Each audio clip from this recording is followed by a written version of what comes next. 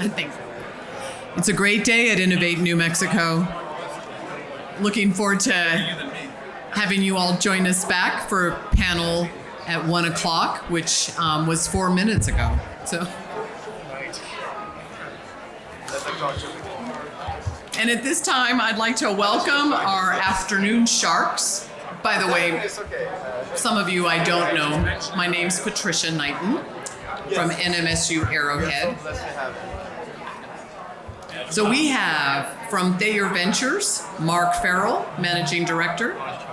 We have from Saracap Ventures, Abhi Mukherjee. And we have from Tamarindo Partners, Peter Schmitz. So we have a different set of afternoon sharks, and we'll look forward to bringing our panelists forward. And there's another break after this, so don't worry. I know it's great to talk to everybody here. It's such a great event. Thank you to the Rainforest for all of your work organizing. As one of the people they were organizing, I can tell you they had a lot to do and they did a great job. So thank you to the Rainforest, Kara, and your team. And if I could invite to the stage, Dr. Gary Eiceman from New Mexico State University.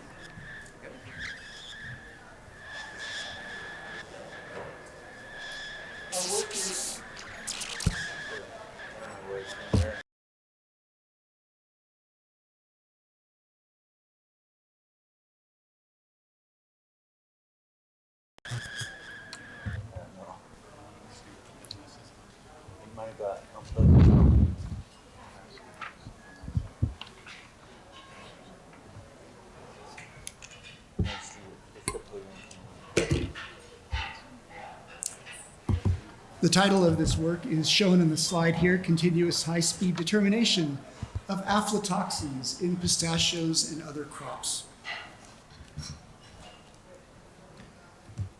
During the past 5 years, 2 faculty and 2 senior researchers at New Mexico State have sought, with funding and help from LGA Farming, to aid growers and producers of pistachios.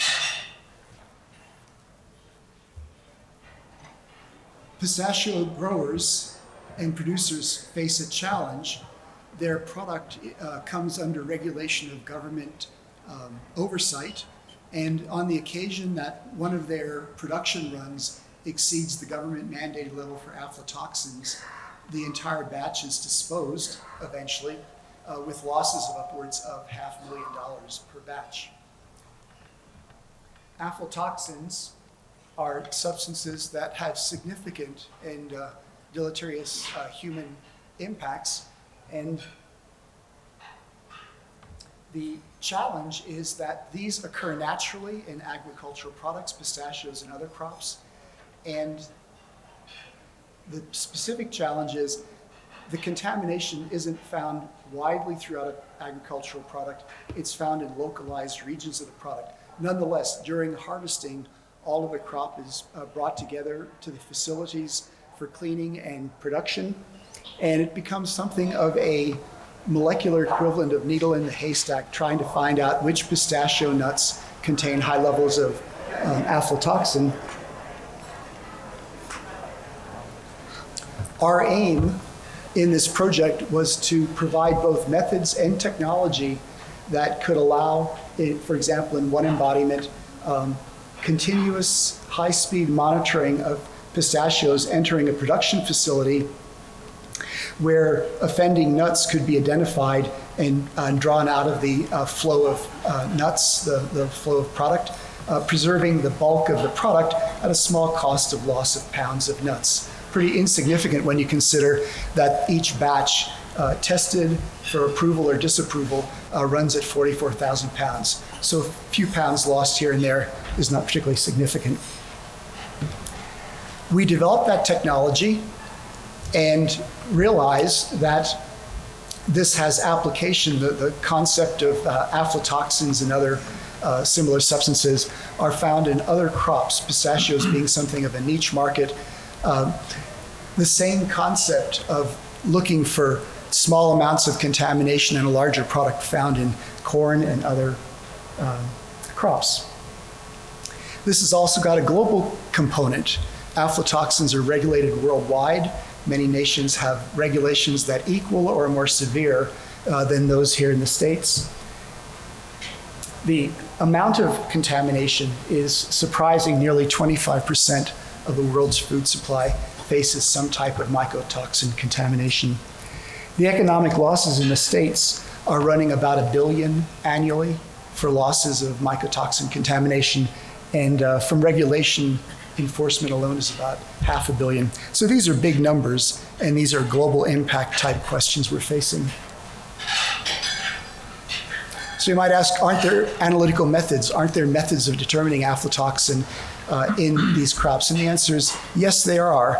They are, however, slow, they're expensive, they produce organic solvent waste that has to be disposed, and they're labor intensive.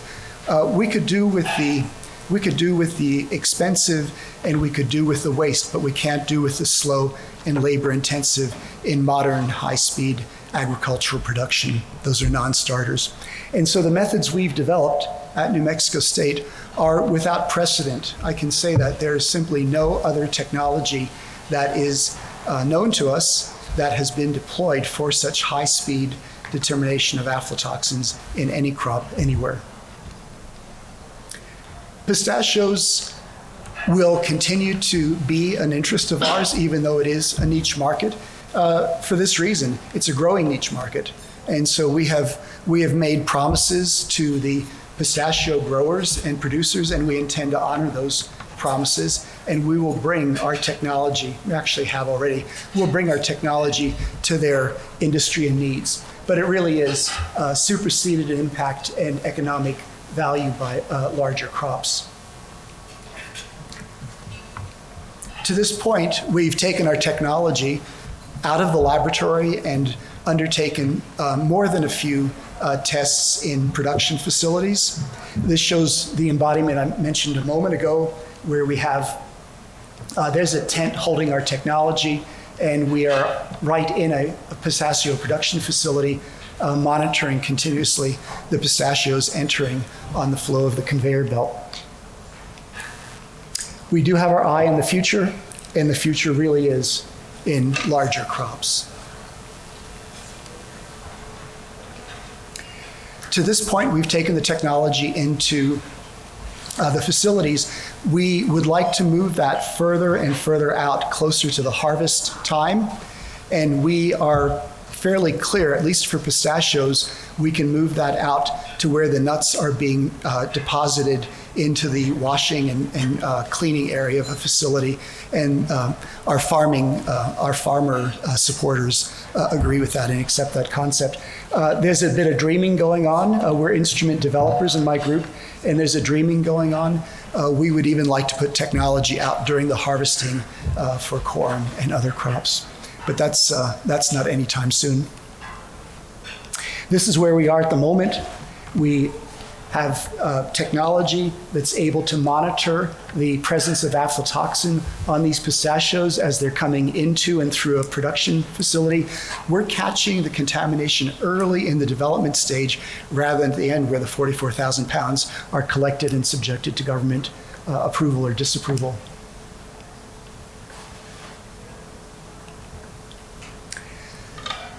Oh, this won't say too much to you, but it just to me it's like artwork. This shows proof of concept measurements of our technology, real-time continuous monitoring of aflatoxins and associated compounds in a pistachio production line. But it's there to show you that this is real. We've been out in the field and we have been successful.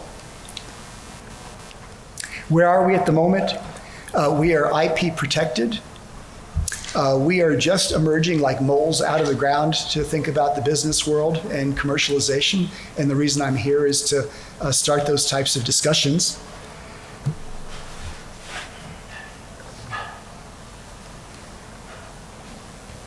We would like to build in New Mexico. We would not like to take our technology out of New Mexico for manufacture. We'd like to stay here. We'd like to have an instrument company in New Mexico building this technology and marketing both to the nation and to the world, the global markets. We are just at the precipice of the technology valley of death, to be honest. We are needing to take this technology. There shows one of our embodiments, not that old actually. There shows some of the key embodiments of the technology we've developed at NMSU. Needs to be hardened, needs to be engineered. Right now it takes 2 PhDs to operate the technology. It needs to be brought down to being virtually automated. And that's about where we are. So we're here in Albuquerque on this trip to identify partners, collaborators, and explore the possibilities of funding for continued work. Thank you.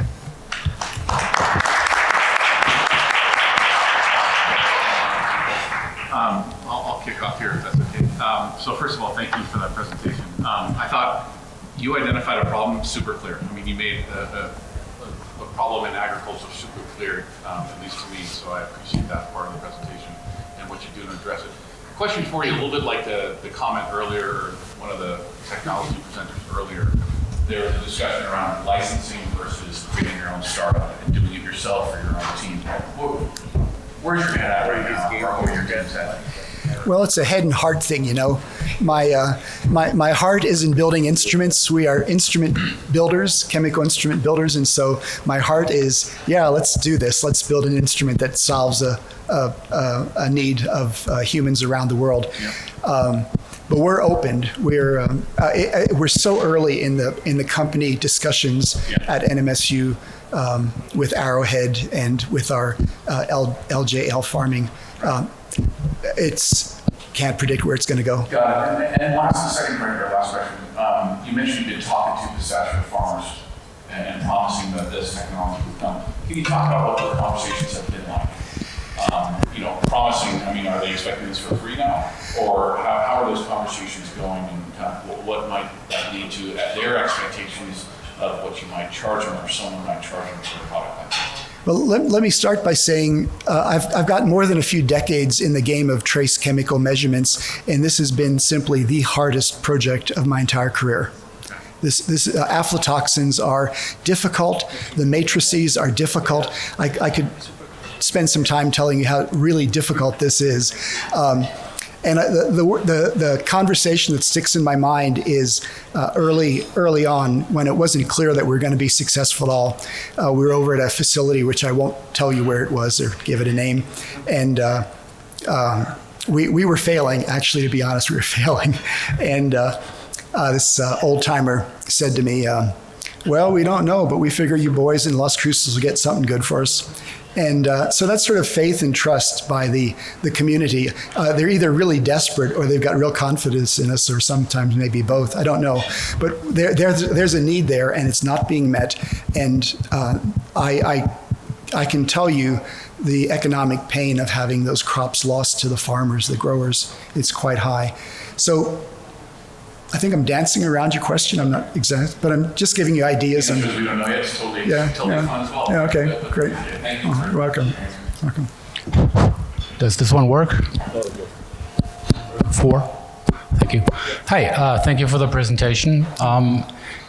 Feel free to say we haven't gotten that far in our thinking about the economics of this, if you would like to say that, but you mentioned that you're testing in a facility that processes 44,000 pounds, was that a day? No, their production runs. The production runs on pistachios end with a 44,000 pound batch, and that's subjected to government approval or disapproval. Okay. So the question is actually, if you sell this device to this production facility, you sell one device, potentially at a very high cost. If you go closer to the farmer where it's harvested, can that farmer afford the cost of that device? No. But of course, you would sell a lot more of those. Yes, that's right. So on that point, I have 2 thoughts. First thought is we are thinking about more economical technologies that can deliver the same result. It's Jen Randall, my colleague in the ag department. She and I are thinking about how to innovate on what we already have and make it less expensive. So in that case, putting technology on a harvester in a cornfield, those are like visions dancing in my head. That's where I'm going. In the moment, the technology we have will not sustain a company. The number of growers will not sustain a company on just pistachios alone. We really do need to get into the corn and the larger markets to be sustainable. Have you thought about who your customer will be? Who your customer will be? Will you sell it to the farmer or will you sell it to John Deere? Well, in the case of the pistachio industry, it's going to go with the producers, or excuse me, yes, the producers, not the growers. It won't go to the growers. It's going to have to be in the producers. And there are some huge producers in California. Really, pistachios are growing here in New Mexico, which is affectionate for us. But really, the large producers at the moment are in California. Thank you. Yeah. Okay.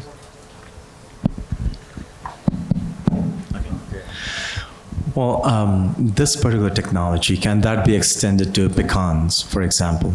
Pecans, can that be extended to pecans as well? What you're doing in aflatoxins, right? You're trying to monitor this. Can this be extended to other nuts? We're looking. Yeah. Yes. The answer is yes. We're looking. We haven't started that with our fingers, but we started it with our planning and our intentions. So we're moving towards looking at corn, peanuts, other types of crops, yes. The reason I bring pecans is it was brought to my attention during one of my previous trips here that New Mexico happens to be the top producer of pecan. So... Yes. Let me just comment back on that. Pecans don't suffer from the aflatoxin, mycotoxin situation because the shells are closed. So it's when the shells crack that, or when they break open, that the mycotoxins really become a problem. So pecans, good for New Mexico. Pecans don't have this problem. There may be other problems in agriculture, but not this specific one. Okay. I know we are out of time. I'll catch up with you because I have to show you an article that shows pecans do have the problem. So based on what yeah. Okay, that's new to me. I'll love to catch I'd up like with to you. see that. Yes, that's totally new to me. Thank you.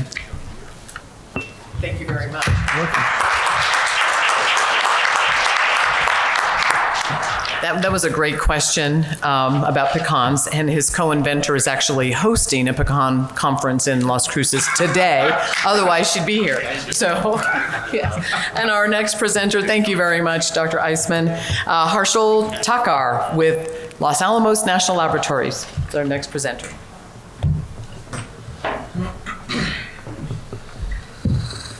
Thank you, Patricia. Can everybody hear me? Yes. Okay, good. So today I'm going to talk about the hydrogen recovery or H2 recovery. H2 recovery has developed a novel carbon membrane which increases hydrogen production profitability and at the same time reduces carbon footprint for industries. Due to high hydrogen demands, companies must find a way to increase hydrogen production to make it competitive with other forms of energy. And why hydrogen is important? Because it's a versatile energy carrier that can store or deliver the usable energy. And this energy can be in form of fuel, electricity, or can be used in chemical industries. Since hydrogen is the cleanest energy carrier, that means it does not contribute to climate change. It is an important key factor in decarbonizing the toughest industrial application and supporting US's 2050 net zero goal. Currently, 95% of hydrogen is produced via steam methane reforming process, or let's just call it SMR process. This process uses natural gas or methane to produce hydrogen. This process is great as it produces very high purity hydrogen, but it is inefficient as 25% of hydrogen is lost or goes into the waste stream. And this process is also dirty because it emits 95 million tons of carbon dioxide every year. So let me quickly walk you through the SMR process and where the challenge is. we have several resources, and one of the resources, such as coal, biomass, and herein natural gas or methane, reacts with steam and oxygen to generate hydrogen and carbon dioxide with one more reaction. Once hydrogen and carbon dioxide is generated, it is separated via a process called pressure swing adsorption. Once hydrogen is separated from carbon dioxide, it can be further transported, stored, or utilized. And carbon dioxide, same thing, stored, utilized, or sequestered. The challenge here is, as I mentioned earlier, 25% hydrogen and 60 to 70% carbon dioxide go into the waste stream, or they lose that much amount of hydrogen. So we thought, what if we can recover such massive amount of hydrogen at their waste stream right there, and also remove carbon dioxide at the same time? By recovering hydrogen, we are increasing hydrogen production profitability, and also by removing carbon dioxide, we are reducing carbon footprint of the industry and also generating secondary revenue stream. Customer discoveries with hydrogen companies help me find out that they are very interested in recovering hydrogen from their waste stream. H2 recovery is the solution. It's a very simple solution. Let's say we have this membrane. We pass hydrogen and carbon dioxide inside. You guys see the holes? I don't know if you can see it at the back, but these holes only allow hydrogen to pass through. So on one side you get hydrogen, on the other side you get carbon dioxide. So by retrofitting our H2 recovery's carbon membrane into the waste stream of hydrogen production plants, it can immediately add 25% increase in hydrogen production and sales. In addition, since we are recovering 97% of carbon dioxide, it can be further sold for its uses in biofuel development or enhanced oil recovery, or this carbon dioxide can be sequestered to gain carbon credits. Our carbon membrane is very robust and very stable in industrial environment. I have an MVP here. I would like to show everyone, but I'll talk to you later about it. So that MVP has shown tremendous hydrogen recovery and carbon dioxide removal at the lab scale. And we are at technology readiness level 4. Out of 2 patents, 1 is already granted and 1 is pending. Since this is membrane technology, it doesn't require a large footprint, and it has very high operational flexibility. And that's why we can easily retrofit our membrane technology into existing hydrogen production plants.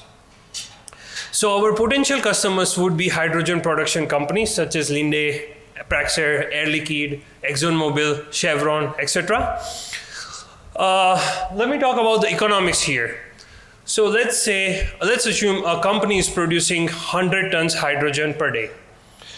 That means they are actually producing only 75 tons hydrogen per day because they are losing 25 tons or 25% hydrogen into the waste stream.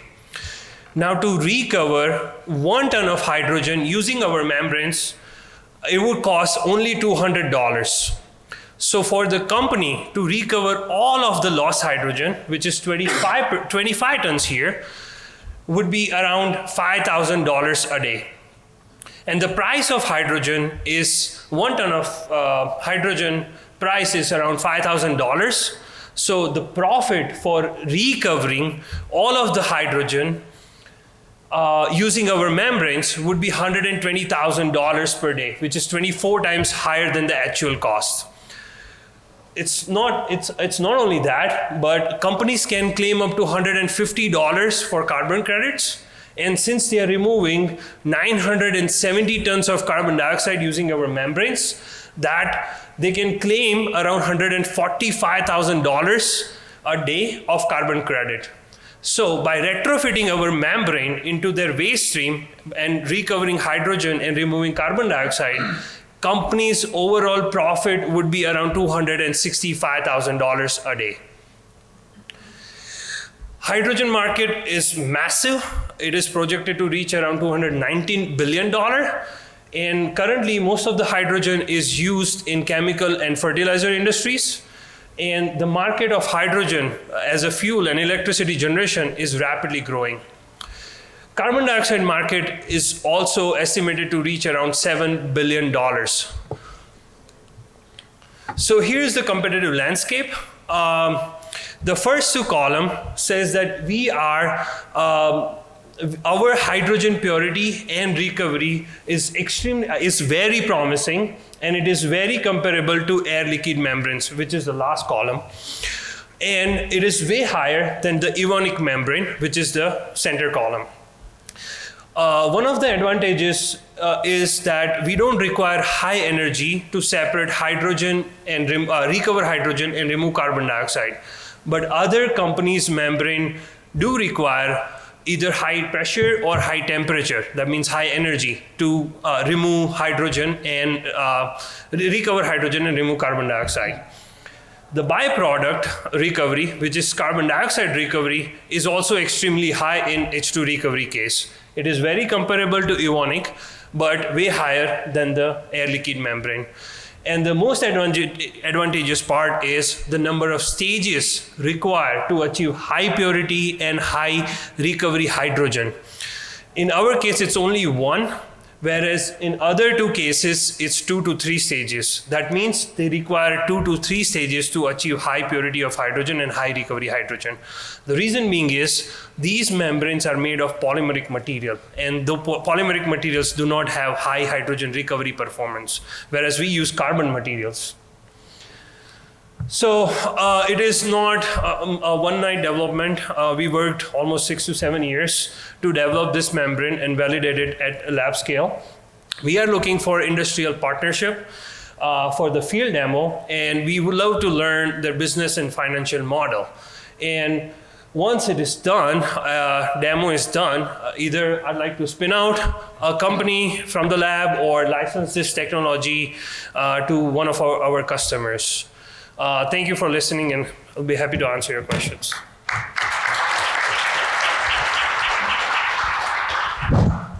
Hi there. Thank you for your presentation. I was very impressed with your slide on the economics of this process.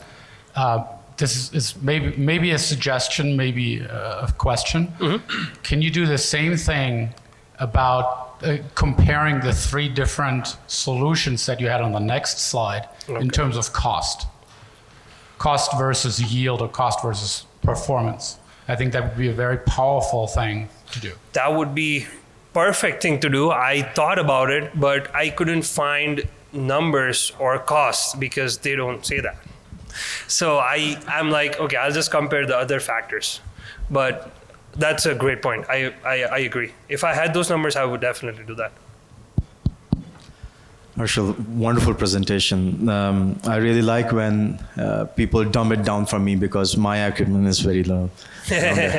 So first thing is that I would like to give due credit that you were able to identify a space where you can fit your solution. Mm-hmm. There is an obvious problem, and then see as to how it fits.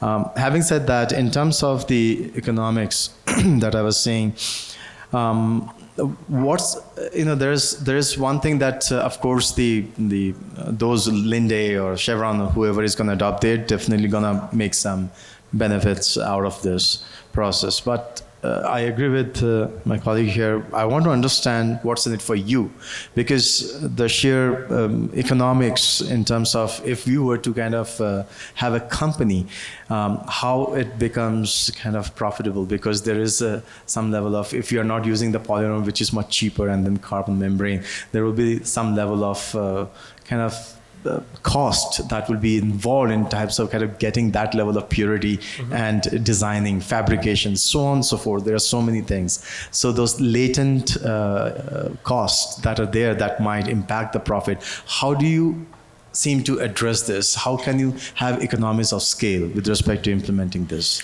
concept? So, great question, by the way. I think the economics might change a bit when we go out and sell it as a product. but I think the profit margin is so high that we can either play around with the cost or selling price of our membrane and figure out the profit model or business model. And that other membranes cost and their financial model would also help me to figure out what exact model I should have. And that was, I agree with Peter's question. And this is the lowest hanging fruit. This carbon membrane can be fine-tuned for next generation hydrogen production processes as well. So I would say I need to work on those financial models and business models a little more to understand the numbers and make sure that it's more profitable if we go out. I hope I addressed your question. Yes, you did. And one last question in terms of the contamination. Is it going to be hydrogen and carbon dioxide all the time, or there can be other gases that can really throw you off the curve? Good question. So generally we have a little bit of carbon monoxide, but these are carbon membrane. These are very resistive in chemical environments, and they do not have high selectivity towards carbon monoxide or carbon dioxide. That's why we get most of the hydrogen on one side and rest of it on other side. Thank you. Quick question for you. Great job up there. Quick question for you in terms of really the competitive landscape that you laid out, the two main competitors that you talked about, as well as timing. And I think it alluded to my colleague's question. So your competitors that you mentioned up there, are they out there? Are they selling their product and so forth to customers? So one of them is Air Liquide. They are using one of their membranes, their own membranes into their hydrogen production plants. Other ones, they are being currently used in hydrogen separation from biogas or other, methane separation. So yeah, they are out, but I think our results can outcompete them. And since we don't require high energy and we don't require high number of stages, means maintenance is less. So the overall advantages are a lot more compared to those other membranes. So we just need to go out quickly, figure out everything quickly, and either license it or, Yeah, and I think that was just a comment. So when you laid out that slide, kind of commercial or what have you, in 2025, I think I saw. You're right. Yeah, so that's 2 years away from now. And in technology, obviously, that's forever, right, from now. And so the two questions in terms of timing, that just a suggestion as you talk about this. One, what are your competitors going to be doing then? Are you competing 2 years from now with their static product today? I imagine that's not the case. I agree. So anticipate that. And then, to the question before about, well, is future hydrogen production, is this also going to be applicable in the same way? So just talk about the timing, because I think when you talk to folks and you show, hey, in 2 years from now, we're going to be deploying this technology. If you're saying we're doing it next month, I agree. A little bit more relevant and poignant, but I think if you're going to be 2 years out, anticipate a little bit about where that market's going to be and address that as well. No. But super interesting what you're doing. Thank you so much. I appreciate that comment. Thank you so much.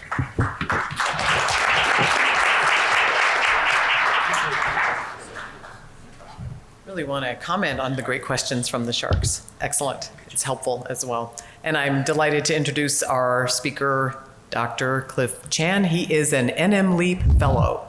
Join us.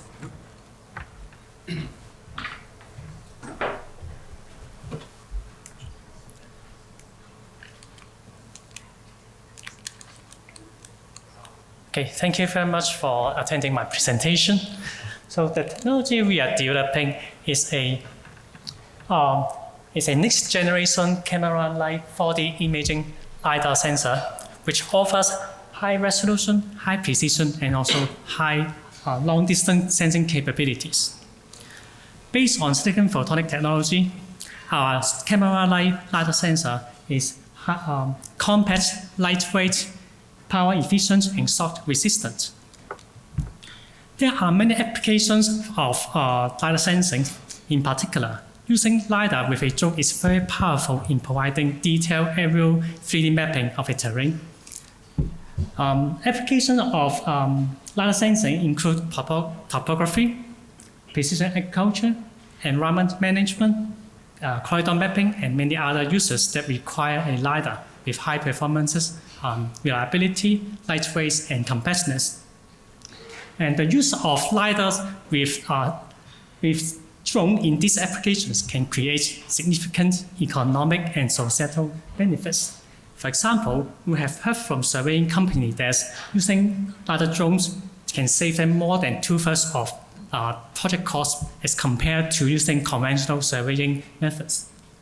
And definitely, LiDAR drone is a game changer in surveying and mapping and inspection.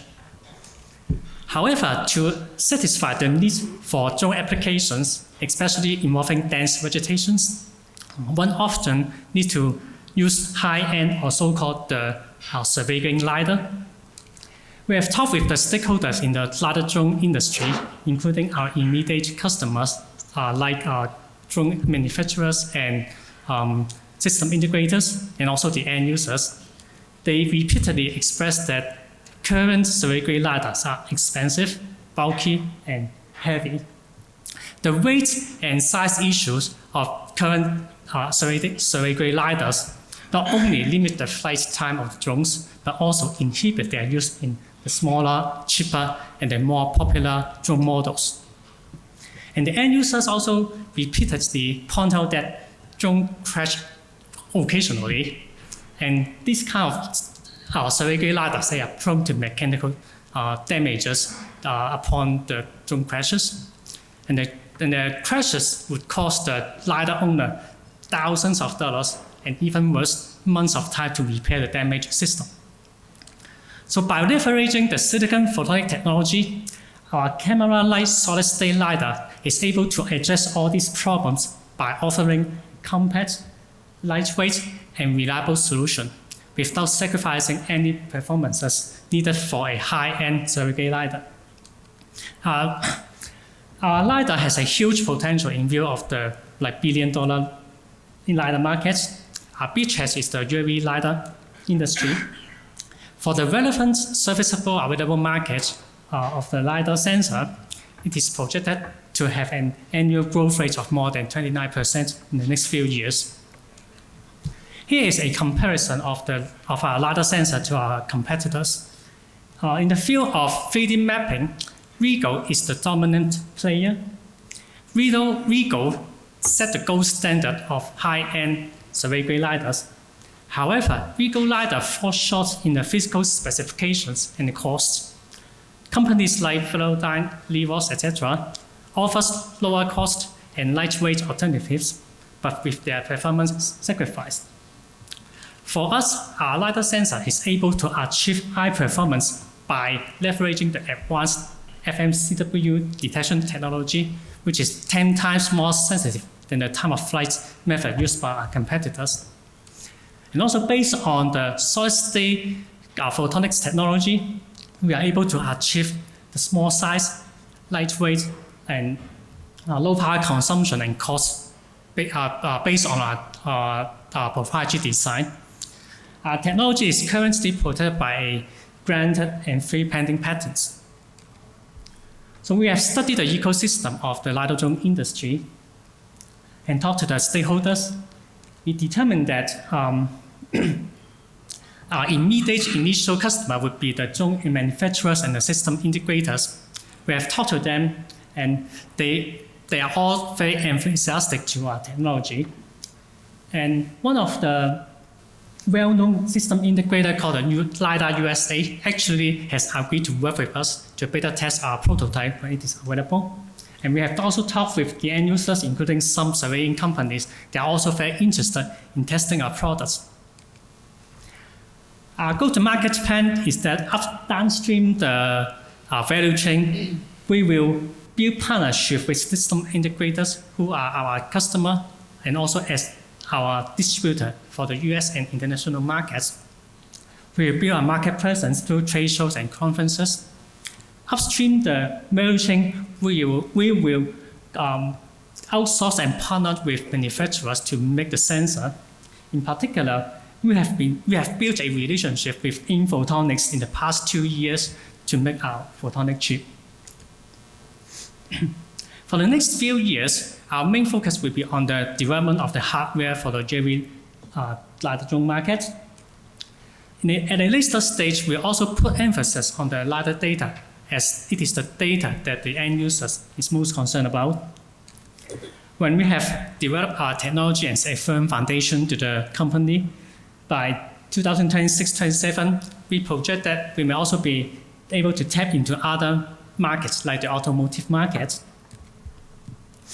Currently, we have gone through the cycle of design, verification, and testing of our photonic, or so-called the PIC chip, and right now we are doing the testing of the second chip. While the photonic chip is the core of our sensor technology, we will also need to integrate electronics into the photonic chip to make an e-PIC chip, so-called, in addition to other components like laser, optics, and control electronics. Currently, we are being supported by the New Mexico LEAP program. The LEAP program is a 2-year accelerator program providing financial and technical resources. And with the LEAP program support, we are currently working at the Center for Integrated Technologies and Los Alamos Labs to prototype and test our e-PIC chip. So far, we have raised about $700K non-dilutive funds. For the next 3 years, we project that we will need an additional $4 million. In the first 2 years, we expect to obtain $1 million to $1.5 million from SBIR, which will mainly be used to make the MVP. And so in order to have our first products to the market, we expect to need an additional $2.5 million. We also project that to begin to generate revenue in year 2025. And as sale and production ramp up, we project to begin to break even in 2026 and may be able to generate profits from 2027 onwards. For the exit strategy, we project that at around like 2026-27, when we have our technology developed and also set a firm foundation to the company, other larger companies, they may like to acquire us before we become like too big and grow too significantly. So other than larger drone companies, we also project that automotive companies will be very interested in our technology and products. Finally, about our company, we currently have 2 core members in the team. Both of us are responsible for the technology and business development. Though I'm more on the business side, and my partner Chunky is more on the technology development. We have Mr. Chu as our business advisor, and Professor Leung as our technical advisor. Through the New Mexico LEAP program, we also have Molly, Richard, and Hall, who are giving us many advisors on business development. We are also seeking to recruit more advisors with relevant industry experiences, as well as to expand our team when we are able to get more funding. So thank you very much for your time, and I'm happy to take any questions.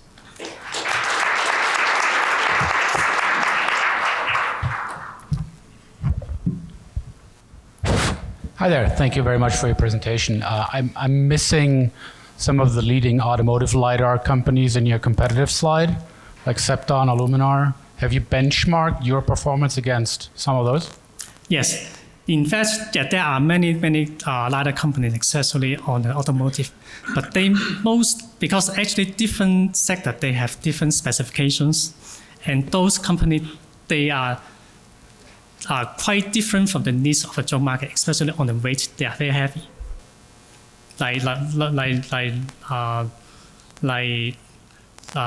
Luminar, they actually install in the car. They don't care about the weights and also the other specification details. So that's why I leave out and only show with what the main players that are really in the drone markets.